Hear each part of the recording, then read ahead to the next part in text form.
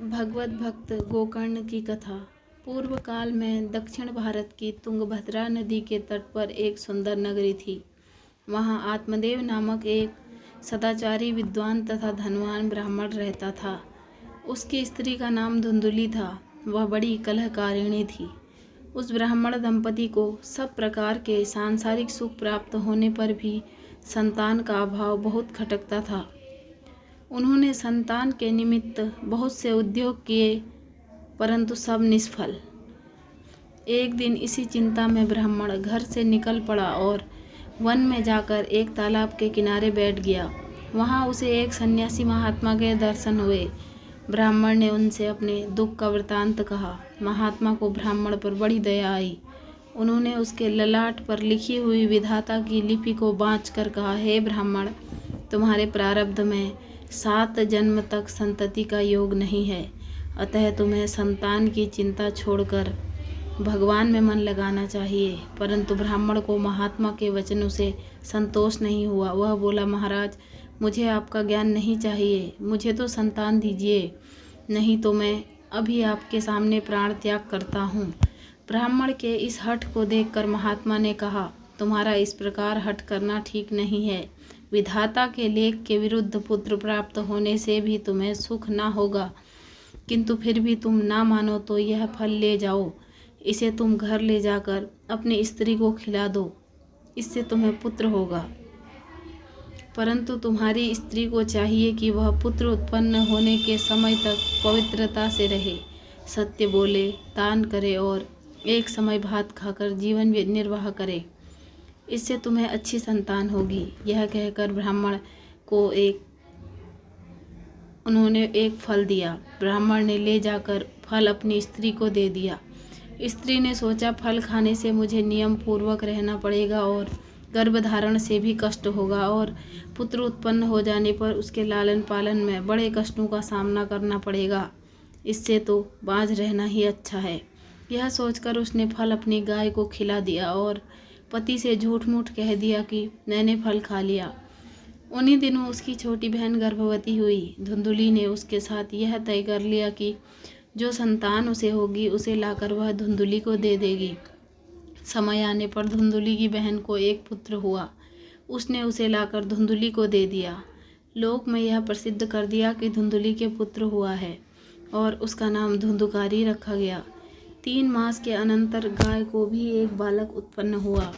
उसके सभी अवयव मनुष्य के से थे, केवल उसके कान गौ के थे, इसीलिए उसका नाम गोकर्ण रखा गया।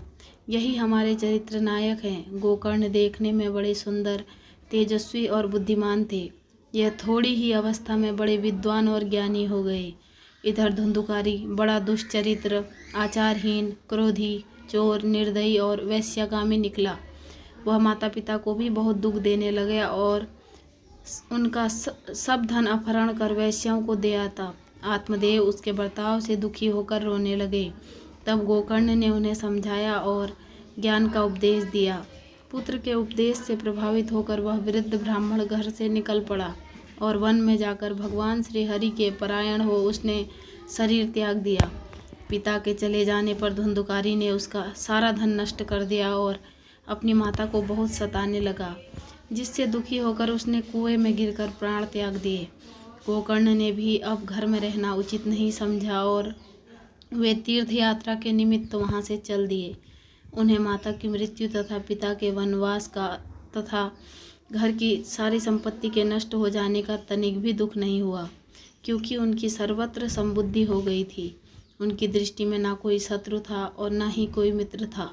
इधर धुंधुकारी 5 वेश्याओं को लेकर स्वच्छंदता पूर्वक घर में ही रहने लगा। एक दिन उन वेश्याओं ने उसे बड़ी निर्दयता पूर्वक मार डाला और उसके शरीर को किसी गड्ढे में डाल दिया। धुंधुकारी अपने दूषित कर्मों से प्रेत योनि को प्राप्त हुआ और इधर उधर भटकता हुआ बहुत क्लेश पाने लगा। गोकर्ण ने जब उसकी मृत्यु का समाचार सुना तो गया जाकर उसका श्राद्ध किया और फिर जिस जिस तीर्थ में वे गए वहाँ उन्होंने बड़ी श्रद्धा पूर्वक उसे पिंडदान दिया। गोकर्ण तीर्थ यात्रा कर लौट आए। वे जब रात को घर में सोने के लिए गए तो प्रेत बना हुआ धुंधुकारी वहाँ अनेक प्रकार के उत्पात मचाने लगा। गोकर्ण ने देखा कि अवश्य ही यह कोई प्रेत है और बड़े धैर्य के साथ उससे पूछा कि तू कौन है और तेरी यह दशा किस प्रकार हुई। यह सुनकर धुंधुकारी बड़े जोर से रोने लगा, किंतु चेष्टा करने पर भी कुछ बोल न सका। तब गोकर्ण ने अपनी अंजलि में जल लेकर मन ही मन कोई मंत्र पढ़ा और उस जल को प्रेत के ऊपर छिड़क दिया, जिससे वह पाप मुक्त होकर बोलने लगा। उसने बड़े दीन शब्दों में अपना सारा वृतांत कह सुनाया और उस भीषण यातना से छूटने का उपाय पूछा। गोकर्ण ने सोचा कि जब इसकी गया श्राद्ध से भी मुक्ति नहीं हुई, तब इसके लिए कोई असाधारण उपाय सोचना पड़ेगा। साधारण उपायों से काम नहीं चलेगा। उन्होंने प्रेत से कहा, अच्छा, इस समय तुम जाओ, तुम्हारे लिए अवश्य कोई उपाय सोचेंगे, भय ना करो। दूसरे दिन गोकर्ण ने कई विद्वान, योगी और ब्रह्मवादियों से इस विषय में परामर्श किया। उन सब की राय यह हुई कि भगवान सूर्य नारायण से इस विषय में पूछा जाए और वे जो उपाय बतावें वही किया जाए। गोकर्ण ने उसी समय सबके सामने मंत्र बल से भगवान सूर्यदेव की गति को रोककर उनकी स्तुति की और उनसे इस संबंध में प्रश्न किया। सूर्यदेव ने स्पष्ट शब्दों में यह कहा कि इसकी श्रीमद् भागवत से मुक्ति हो सकती है, उसका 7 दिन में पाठ करो। यह सुनकर गोकर्ण श्रीमद् भागवत के पारायण में प्रवृत्त हुए। गोकर्ण के द्वारा श्रीमद् भागवत के पाठ का समाचार सुनकर आसपास के गांव के बहुत से लोग वहां एकत्रित हो गए। जिस समय व्यासासन पर बैठकर गोकर्ण ने कथा कहनी शुरू की, उस समय धुंधुकारी प्रेत भी कथा मंडप में आया और बैठने के लिए इधर उधर स्थान ढूंढने लगा। उसने देखा कि वहाँ 7 गांठ का एक ऊंचा सा बांस खड़ा है। वह वायु रूप होकर उसी की जड़ के एक छिद्र में घुसकर बैठ गया। ज्यों ही सायंकाल हुआ और पहले दिन की कथा समाप्त हुई, लोगों ने देखा कि उस बांस की एक गांठ बड़ी कड़कड़ाहट के साथ टूट गई। दूसरे दिन दूसरी गांठ और तीसरे दिन तीसरी गांठ टूटी। इस प्रकार 7 दिन में उन बांस की 7 गांठें टूट गई और कथा समाप्त होते होते वह धुंधुकारी प्रेत योनि को त्याग कर दिव्य रूप को प्राप्त हो गया।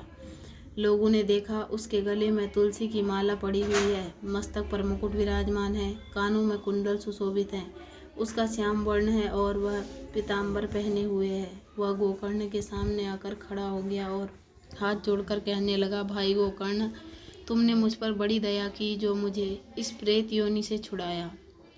अब मैं इस दिव्य शरीर को प्राप्त कर भगवान के परम धाम को जा रहा हूँ। देखो, मेरे लिए यह विमान खड़ा है और भगवान विष्णु के पार्षद मुझे बुला रहे हैं। यह कहकर वह सब लोगों को देखते हुए विमान पर आरूढ़ होकर भगवान विष्णु के परम धाम को चला गया।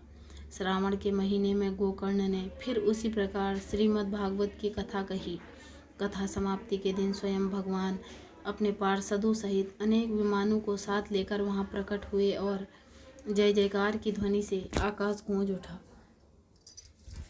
भगवान ने स्वयं अपना शंख बजाया और गोकर्ण को हृदय से लगाकर अपना चतुर्भुज रूप प्रदान किया। देखते देखते मंडप में उपस्थित श्रोतागण भी विष्णु रूप हो गए और उस गांव के और भी जितने लोग थे वह सब के सब महात्मा गोकर्ण की कृपा से विमानों पर बैठकर योगी दुर्लभ विष्णु लोक को चले गए। भक्त वत्सल भगवान भी अपने भक्त को साथ लेकर गोलोक को चले गए। इस प्रकार उस महान संत ने अपनी भक्ति के प्रभाव से गांव भर का उद्धार किया। बोलो भक्त और उनके भगवान की जय।